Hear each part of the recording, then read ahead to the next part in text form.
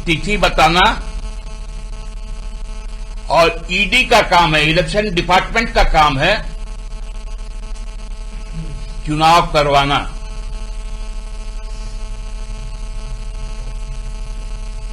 हमको लगता है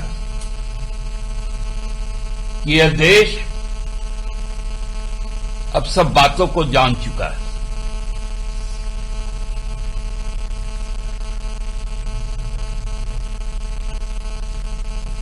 किसान आंदोलन के साथ जो बर्बरता कोरोना काल में हुआ,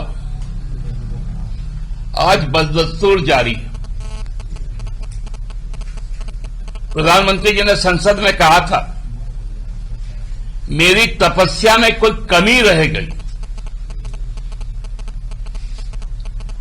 आपके तपस्या में कोई कमी नहीं है।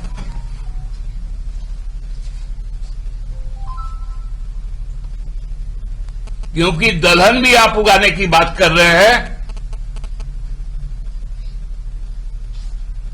और उसके खरीदने की बात कर रहे हैं, तो वो भी अडानी के लिए।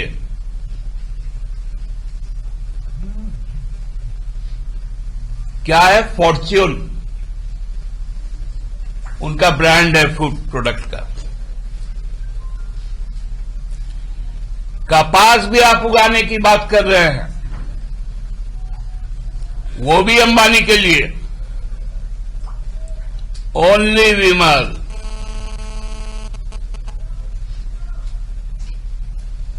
आपका तपस्या बहुत काम दे रहा है। आपको मालूम है आपका फॉर्च्यून क्या है? आपको मालूम है कि आपका विमल कौन है?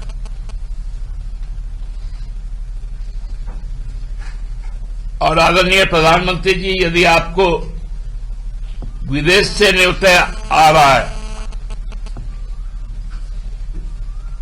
तो हेमंत बाबू के लिए भी हम लोगों के पास पूरा देश से न्योता आ रहा है कि 24 के बाद हमारे राज्य का संघर्ष आप कीजिए, हमारी जीएसटी के लिए आप लड़िए, हमारे अधिकार के लिए आप लड़िए। आप तो विदेश जाएंगे नहीं, लेकिन हेमंत बाबू जरूर देश जाएंगे। धन्यवाद। दादा, कल दिल्ली से लौटे हैं, सीट शेयरिंग गठबंधन को लेकर कांग्रेस से बातचीत हुई, क्या निकला? क्या आप लोग की तरफ रखा गया? क्या निकाल के आप लोग को हम दे सकते? सीट कितना हम लोग यही चाहिए। कौन सीट पर दावा किए थे? देखिए, हम लोगों ने झारखंड के कई सीटों पर दावा किया है, बंगाल में दावा किया है, उड़ीसा में दावा किया है, बिहार में दावा किया है और आसाम में दावा किया। झारखंड में हमारी जो मांगे थी, जो बंटवारे का हम लोगों ने फॉर्मूला किया था, उस पर पूर्णतः सहमति बन गई। बंगाल में हमारा जो मांग था, उस पर भी सहमति बन गई। बिहार में परिस्थितियां बहुत तेजी से बदली पिछले बैठक से और आज के कल के बैठक में, इसलिए वहां से फिर से बातें शुरू होंगी। उड़ीसा में चूंकि विधानसभा भी साथ लगा हुआ है, इसलिए उसमें थोड़ा सा समय लग रहा है। और जब उड़ीसा रिजॉल्व हो जाएगा और बिहार में कुछ फॉर्मूला निकल के आ जाएगा, तो अंतिम बार जब हम लोग बैठेंगे बहुत जल्द, तो ना केवल सीटों का नाम, और हमको लगता है कि संभावित हम लोगों का इंगेज भी हो जाएगा कि उम्मीदवार भी कौन।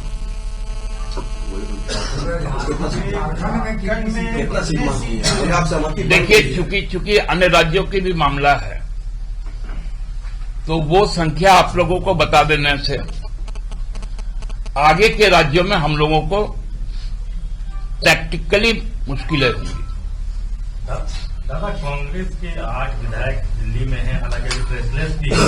ये कितना बड़ा सीरियस है इशू सरकार के लिए, आप लोग के लिए? देखिए, सरकार बहुत कंफर्टेबल है। आज चंपई सोरेन सरकार किसी का केयर ऑफ नहीं है।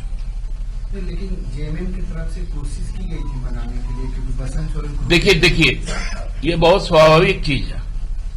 हम साथ हैं। यदि उन लोगों में कोई ग्रीवांसेस है अपने पार्टी से, लेकिन एक कोलिशन पार्टनर होने के नाते हमारे दल के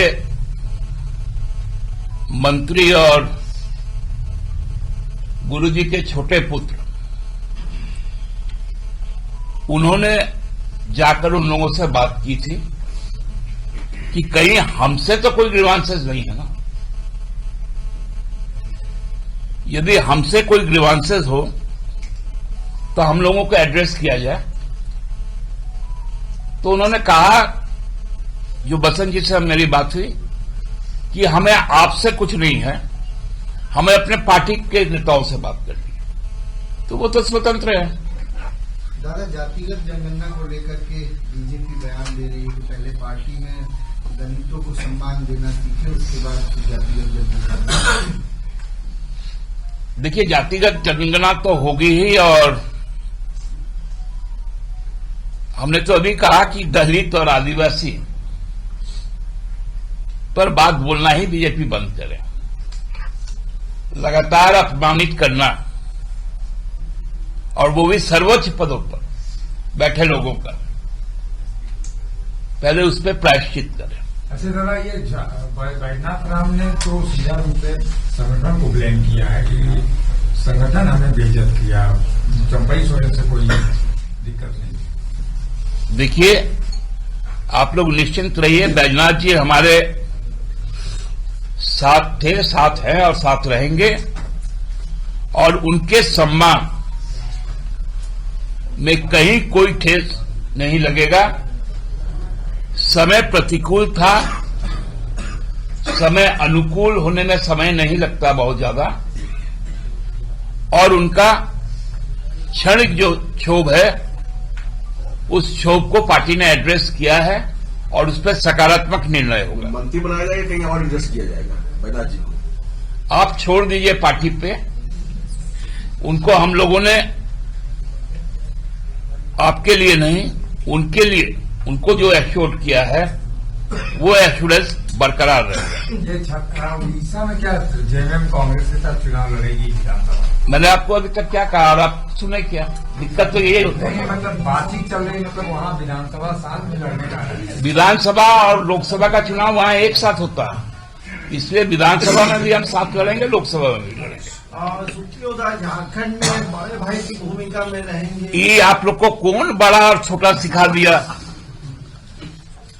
लड़ाई में जो सीओ होता है, कमांडिंग ऑफिसर, उसके हाथ में यदि एसएलआर है, तो सिपाही के हाथ में भी एसएलआर है।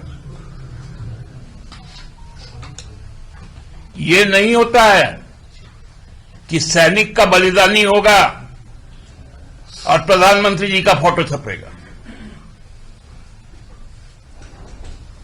हम शहादत बेचते नहीं हैं और न संघर्ष बेचते। लेकिन आप ही लोग कहते थे कि बड़े भाई की भूमिका में हम रहेंगे। किसी दिन भी मेरे मुंह से ये बात आप निकलवा दीजिए। विनोद पांडे जी ने कहा। अरे फिर आप हमसे सवाल कर रहे हैं। कि बड़ा भाई छोटा भाई ना, आप लोग असल में आजकल सीख गए हैं मोदी जी को देखकर। बीच वाला भाई आरजेडी है, वो कह रहा है कि बड़ा छोटा का बात हो रहा है, बीच वाला भाई मंझला भाई